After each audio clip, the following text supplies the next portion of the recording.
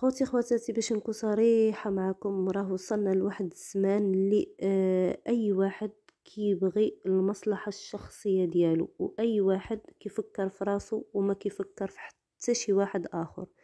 الهدف ديالو الاول والاخر هو انه يدخل الفلوس باي طريقة وباي ثمن، ولو على حساب واحد اخر، ولو على حساب السعادة د واحد اخر، ولو على حساب الصحة د واحد اخر.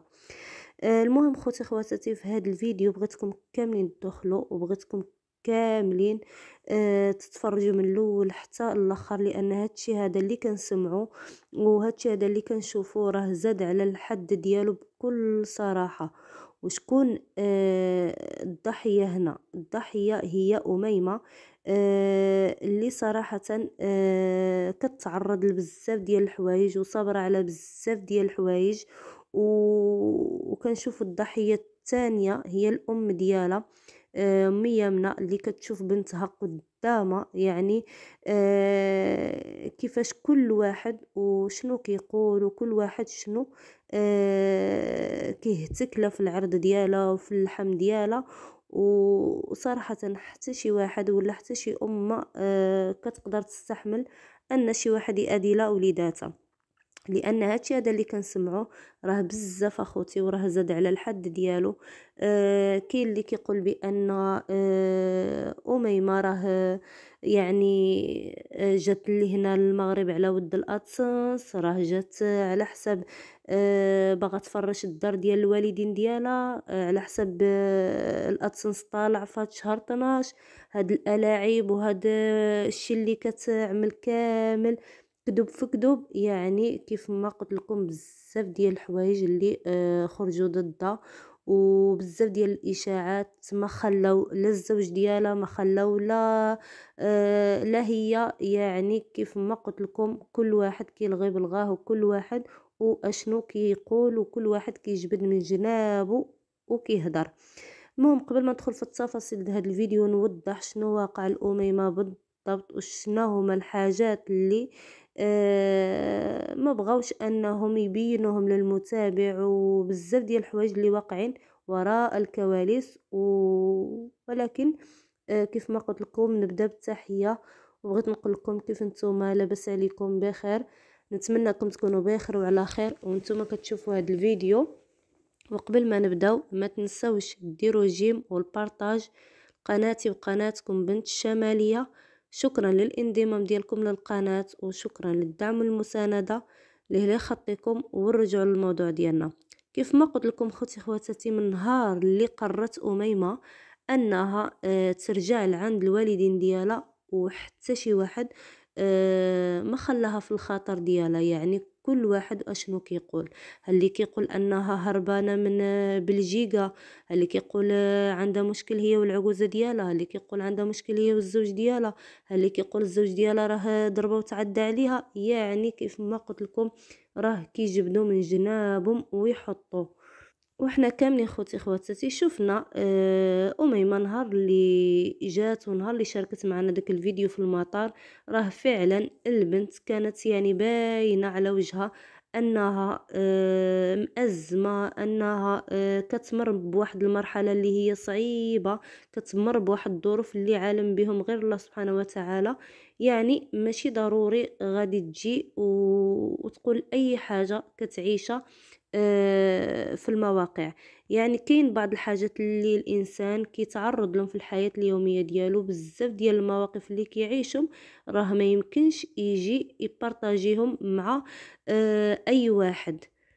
راه هذه كتبقى واحد الخصوصية الشخصية اي واحد فينا، والرأي ديالها كيتحترم. راه شوفوا بزاف ديال الناس وبزاف ديال المتابعين اللي عطاو الرأي ديالهم في التعاليق، وقالوا الأميمة بأنها ما كانش عليها أنها تجي للمغرب، ما كانش عليها أنها تسمح في دارها. يعني بزاف ديال الناس اللي لاموها على هاد الخطوة اللي عملت، وأنها جات عند الوالدين ديالها. راه شوفوا أميمة واحد البنت اللي باقا صغيرة، والانسان ملي كيتزوج صغير وكيتزوج يعني كيتغرب، راه هذه واحد الحاجه اللي ماشي سهله. وهذه واحد الحاجة اللي غادي يعرف بالحق ديالها غير اللي جربها، لأن ماشي سهل أنك تسمح في عائلتك، تسمح في والديك، في خوتك، تكون مولف واحد الجو ديال العائلة، مجموع، مولف أنك كتخرج كتسارى، فجأة تجبر راسك بوحديتك. يعني واخا بزاف ديال الناس غادي يقولوا لا خصها تولف وما كانش عليها أنها تزوج يعني على برا مادام يعني ما غاديش تقدر تصبر. كنبغي نقول لكم ان الزواج كيكون دائما قسمه ونصيب، وحتى شي واحد ما كيختار فيه انه غادي يعيش ولا من بلاد غادي يمشي ليله ولا من مدينه غادي يكون فيها. راه هادو مكاتب ديال الله، وربي هو اللي كيكتب على اي واحد فينا داكشي اللي غادي يعيشه.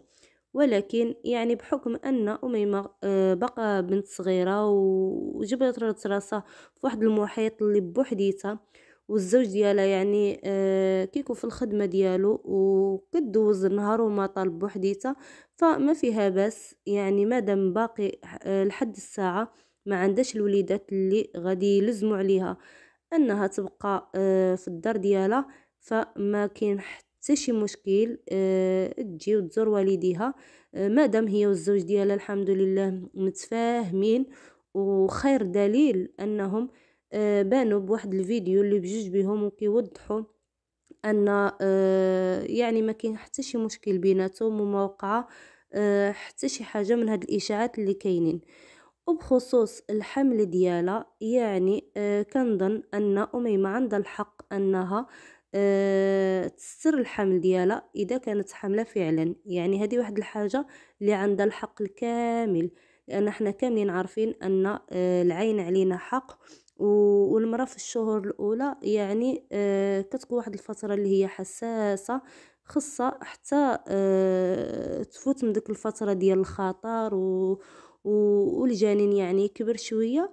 عاد ديك الساعه اذا كانت شي حاجه بحال هيدا تقدر تشاركها مع المتابعين ديالها وتقدر انها تعلن على هذا الخبر هذا. يعني مادام هي باقا لحد الان ما خرجتش واعترفت انها حامله، فهذه كتبقى حريه شخصيه ديالها، وحتى شي واحد ما غادي يلوم على هذا الشيء هذا. لان كيف ما قلت لكم خوتي خواتاتي راه هادشي هذا زاد على الحد ديالو. يعني البنت ما خليتوهاش في الحال ديالها، كل واحد وشنو كيقول، كل واحد وشنو كيتهمه. راه حتى هي من حقها انها لو كانت فعلا جات على ود انها تخدم على راسها وتطلع الادسنس، فهذه واحد الحاجه اللي ماشي عيب ولا حرام. يعني البنت جات تخدم على راسها وتخدم على عائلتها، يعني هذه واحد الحاجه اللي عاديه وما غادي يلوم فيها حتى شي واحد. يعني اللي يقدر يعمل شي حاجة يعملها. اليوتيوب واحد الفضاء اللي مفتوح لأي واحد، واللي يقدر أي واحد فينا يخدم على راسه ويطور من نفسه، وحتى هو الله يسهل عليه. يعني اللي يقدر أو اللي عنده شي جهد باش يدخل لعالم ديال اليوتيوب، الله يسهل عليه والله يجيب له 66 تيسير. المهم خوتي خواتاتي بلا ما نطول عليكم في هذا الفيديو نخليكم وكنقول لكم شكرا بزاف على المتابعه ديالكم، وشكرا على الدعم ديالكم اللي لا يخطيكم، ونتلاقاو ان شاء الله في فيديو جديد.